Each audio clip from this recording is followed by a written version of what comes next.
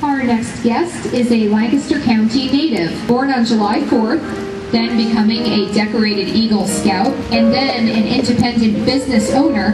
He is an expert in the security field. This expert has made appearances on Paul Azan, Oprah, and Greta Van Susteren to discuss security issues. He is a highly accomplished security professional who has served as chairman or president of several organizations and has been awarded top honors for his work from U.S. and international security groups.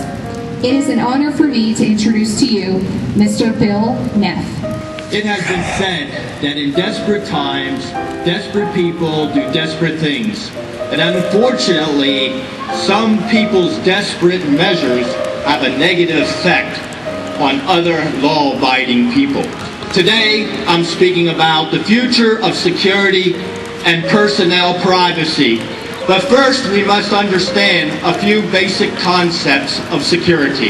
Security is like terrorism. There is no uniform definition.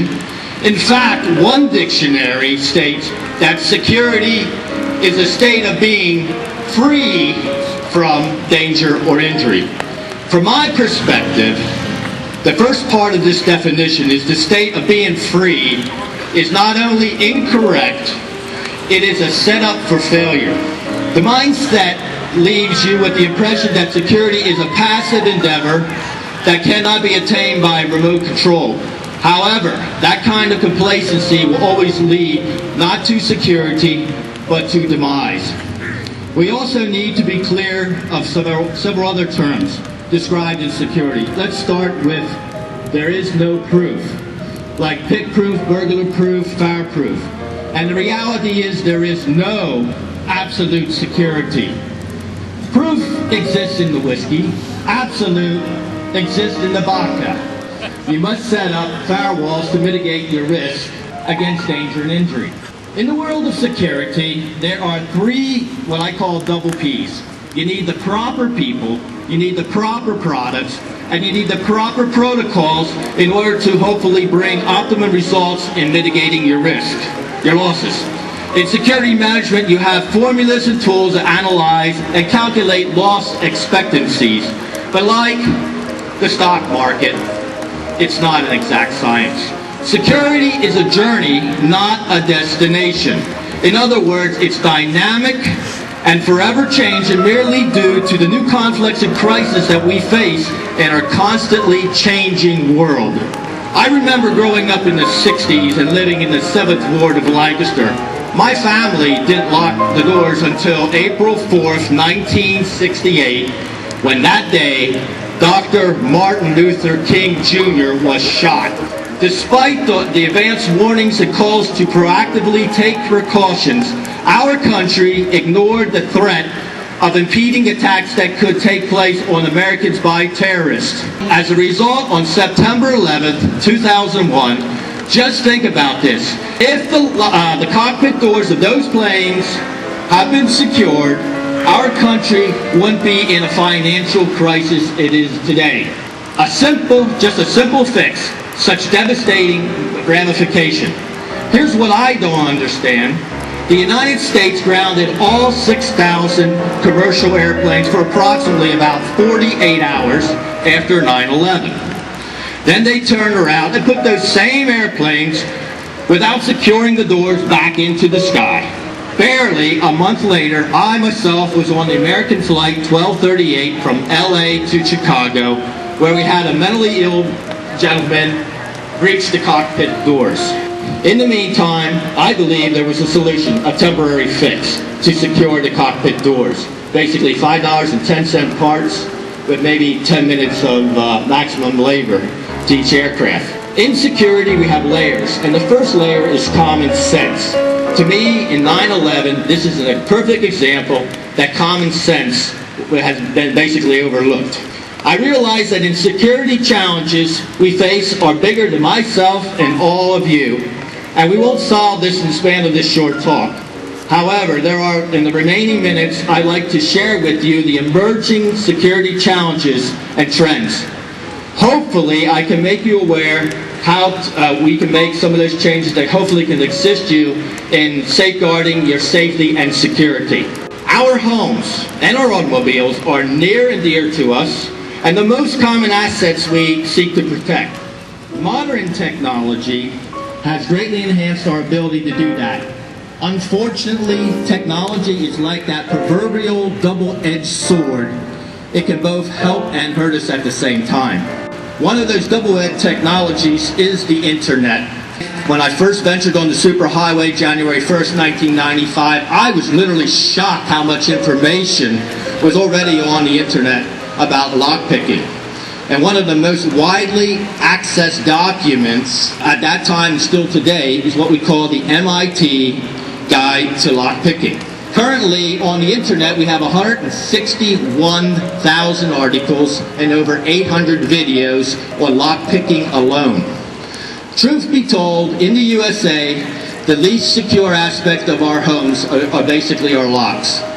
99.9% we're dealing with home security here now, that we're using a technology that was first used in Egypt 4,000 years ago.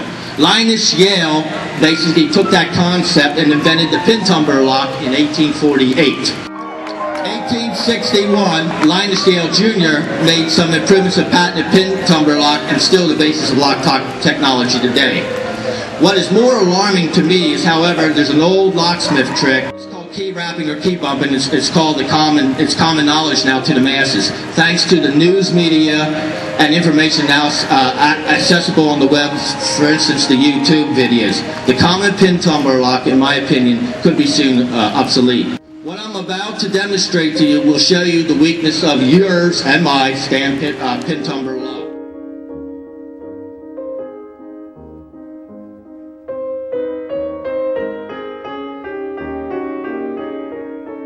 Some common sense measures you can make to protect your home and family are basically key control. Do you know where your keys are? These are questions you should ask yourself. If so, did you have your locks changed? If you didn't. Another thing that a lot of people aren't aware of with technology, that if you lay your keys on a bar or on a counter in plain view, you need to be careful, because professionals can take pictures with a picture phone, and they can reproduce the key from digital picture, and it's very easy to basically make a key. So we definitely have a different breed of bad guys out there today. If you have keys, OEM keys, original keys, you should remove your numbers from the keys, because they basically display the direct digit of the cuts of the key, which is information that can easily be reproduced from the numbers. Master key locks, you would think that they're more secure. The answer is no, they're less secure than a non-pin tumbler lock.